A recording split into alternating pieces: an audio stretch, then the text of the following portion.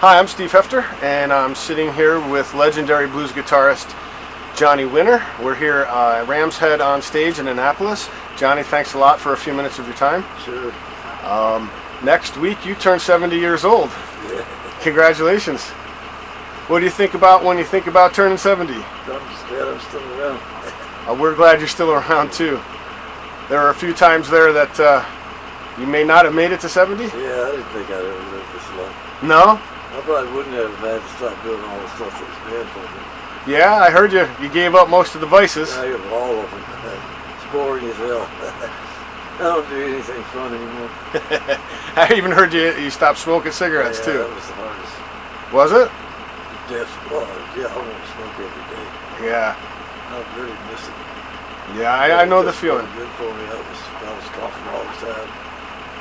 It's really hard to sing. I had to stop. Yeah. You've been sounding great, though. Yeah, that's why I stopped. So next week, timed for your 70th birthday, is also a release of a 4 CD box set. Yeah. And that's been in the works for some time? Yeah, I think, when they actually started working on it, but they've been doing it for a while. And you're happy with how it sounds? But I haven't heard it, but I've heard the songs I heard, I was happy with the choices. Well, that's good. Of course, I've heard all the stuff before because I recorded it. And you also have an album coming out in the spring called Step Back. Right. And who's on that album with you? Who you have some guest players? We've got Joe Perry, Billy Gibbons, Mark Knopfler, Joe Bonamassa, Phil Walsh, Rocky John, Jason Ritchie, harmonica. Very nice. Another big guy on there. For you. Clapton? Clapton, oh yeah. Yeah. Don't want to forget Mr. Clapton. I also read that there's a documentary. Yeah. What's that called? Down and Dirty, the Johnny Winter story. Yep. And when does that come out? Do you know? I don't know. I really don't know. That should be interesting. I'm looking I'm forward really to. looking forward to that. Yeah, it would be good to see the video.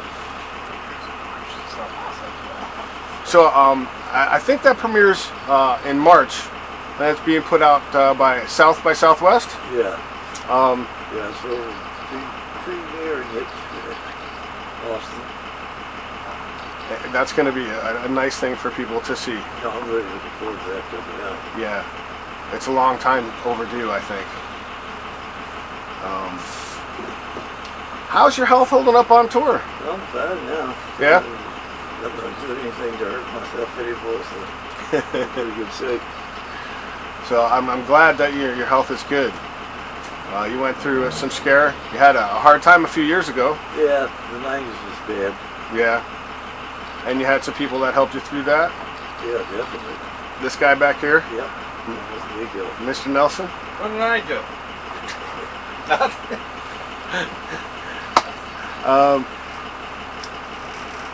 So I also have read recently that there's a new director's cut of the Woodstock movie where Meantown Blues, you're actually going to be... That's been a long time. Yeah, you're actually in that movie. Yeah. Yeah, as opposed to the original Woodstock movie. Yeah, my manager didn't think that'd be a good idea. He was really badly mistaken about that. Yeah. You were on at a good time slot that night. Do you remember much of that night? Not really. I was asleep right before we went on. I just went out there to see what was going on. They said, well, you guys are all here. Why don't you play? I just woke up like 5 or 10 minutes ago. But it went well. It went real good.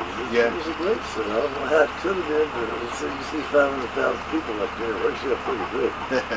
Have you seen your entire performance from that night? Sure, I've seen it a bunch of times. Yeah. It's been a long time since I've seen it, but I was real happy with it. Of all the things you've done throughout your career, and there's been too many to list, you know, the dozens and dozens of albums that you've put out, helping to produce Muddy Waters, his albums, and his comeback, and playing with him. What stands out for you as sort of the thing you're most proud of? But working with Muddy, definitely. Oh yeah? Can you tell me a little bit about why? Yeah, well, Muddy was somebody that I just loved, and I thought he put out the best blues records anybody ever made. I've been loving Muddy since I was 12 or 13. So being able to produce and play was really a big thrill. Once the chest folded and he went to GRT, they didn't have any idea what to do with him. And his career was really messed up. He was playing for like 50 people. And they said, somebody told the Scottish manager, "Oh, Muddy's good, but he's a has-been." Scott was one of them was going to prove him wrong, and he did. And you stepped in? Yeah, I knew exactly what to do with Muddy. I knew what he was supposed to sound like. You had been listening to him your whole life. I tell you, I knew Muddy's music. Muddy said I knew his music better than he did. He said Johnny reminds me of things I've forgotten. I don't believe that's true, but it was nice of him to say it. You miss him? Yeah, I'll miss him. Every man, yeah. I'd love it if Muddy was still around. Who are the guitar players that are out now that that you find yourself listening to, or that you think that are, you know, the up and comers? Well, the guys that were on my last record, Derek Trucks, Warren Haynes, and Sonny Hamduth, they're all real good. Yeah, Derek Trucks knows how to play that slide guitar. Oh, he's excellent. Derek's just excellent. Yeah, and he says the same things about you. He says, you know, you were one of his big influences. Oh, that's nice. Yeah. Anything tonight we might hear that is different than your normal sets? Well, we played pretty much the same set. Okay. Just different, all together, different stuff from different time periods. But you're upstanding and playing now? No, not usually. No, since I broke my hips, I don't really stand up anymore. Oh, okay. Broke both hips at different times. So of all the albums you've put out, or is there one that you like the best? The first Columbia record I liked the best. And which one was that? Just called Johnny Winter. Johnny Winter. What was the very first album you put out? Was it Johnny Winter? Was there one before that? Well, Progressive Blues Experiment, we recorded it before, but it came out about the same time. That was the first album I made. And that was with Tommy Shannon? And Uncle John Turner, yeah. And Uncle John Turner, right? That must have been a fun experience. Oh, it was real nice. We did it where we'd been playing a lot, the Vulcan Gas Company. And it was pretty much a live record, except there were the people there.